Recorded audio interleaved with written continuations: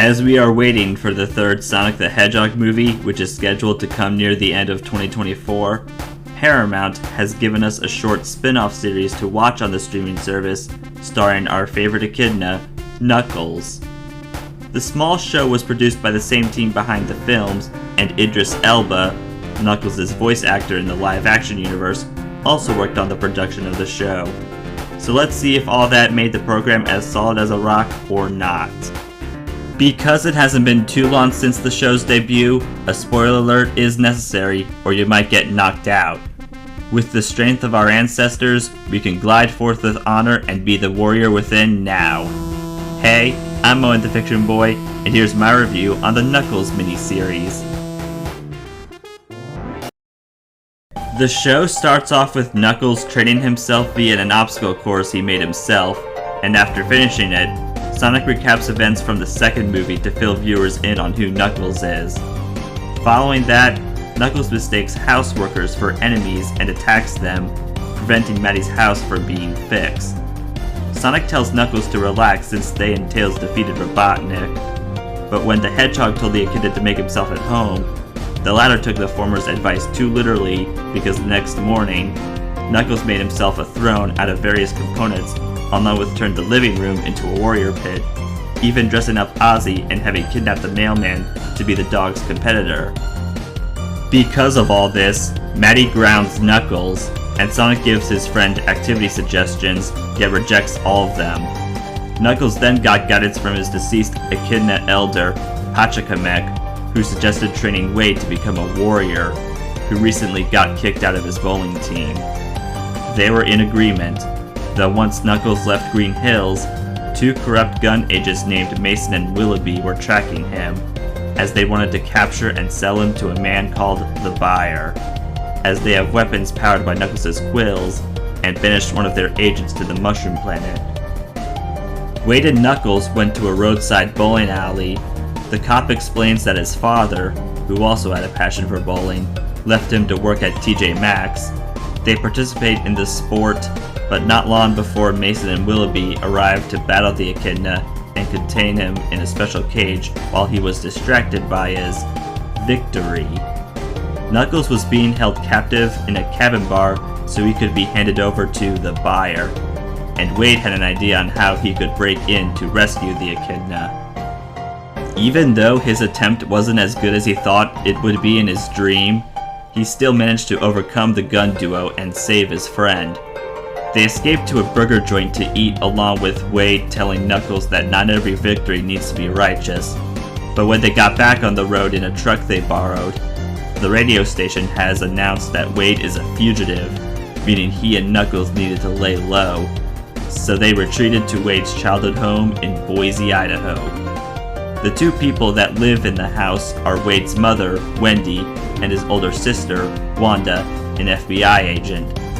When night came, Knuckles joined the family in their traditional Shabbat dinner, with the siblings arguing and Wendy not being able to get her children to calm down.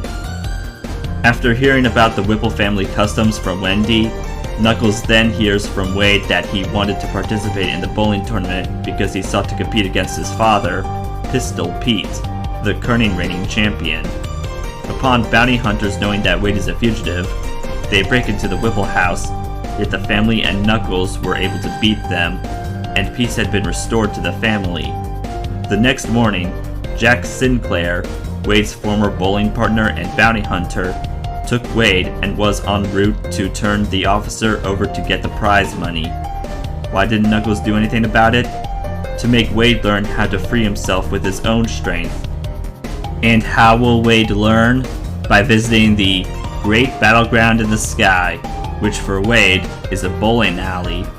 There, Pachacamac tried teaching Wade where the warrior's greatest strength is via a low-budget rock opera displaying Knuckles' origins, and Wade interrupted the show halfway because he thought the greatest strength lies in his fists, and it didn't work.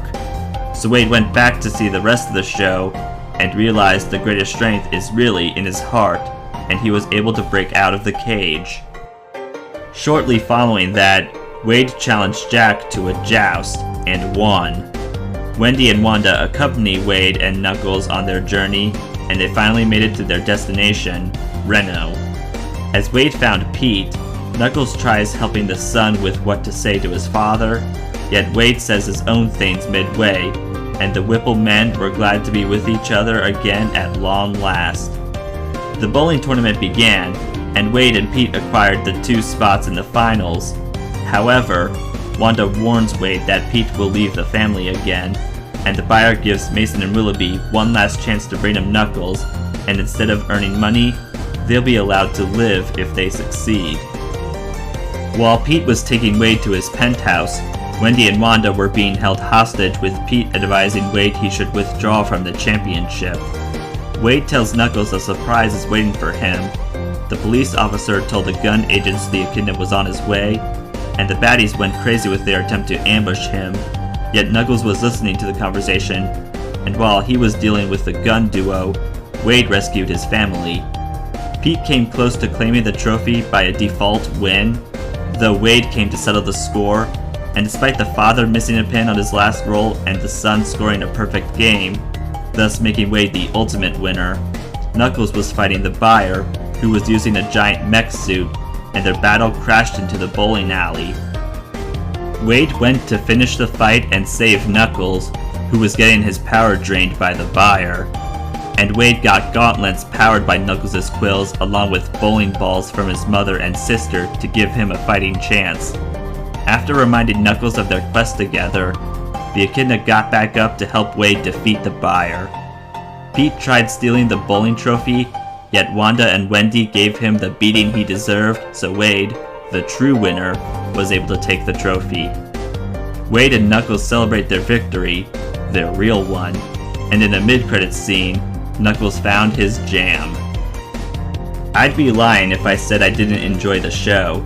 It may have some issues, but I want to address the pros first. The acting was solid, especially as Idris Elba further proved he had the perfect voice for live-action Sonic Universe Knuckles. While other CGI characters like Sonic, Tails, and Pachacamac have limited screen time, their voice actors did their jobs well. Speaking of Pachacamac, he's a more developed character here than in Sonic Adventure. More love into the Knuckles character was put in the series, as he had his face on the sign at the end of this obstacle course. He likes grapes, and has his signature cowboy hat. Also, the humor got me to laugh, as Wade's dream rescue was hilarious. I admire the E.T. reference. The Sonic 06 references were quite surprising, and the action along with the music were nice. In terms of cons, I don't care that much about the villains. Sonic, Tails, and Maddie didn't realize Knuckles left his punishment, even though I understand Tom's absence.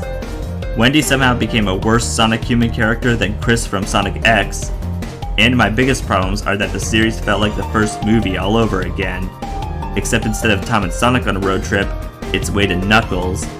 The title character is overshadowed by Wade in the majority of the miniseries. Don't get me wrong, Wade is funny, though that doesn't justify him going from a side character to the protagonist.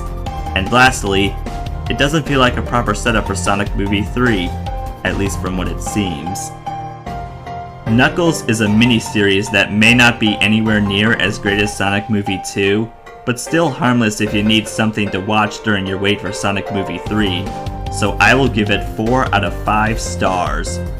If you're a fan of the first 2 Sonic movies, you might like this show too, and I can see why it's currently the most watched original on Paramount Plus. Maybe a Shadow series would make gamers happy, as long as it doesn't repeat the same drawbacks as other Sonic media, as Sonic's movie and TV adaptations still remain strong to this day. Still need more fiction? Then please give this video a like, subscribe, share, and turn on notifications.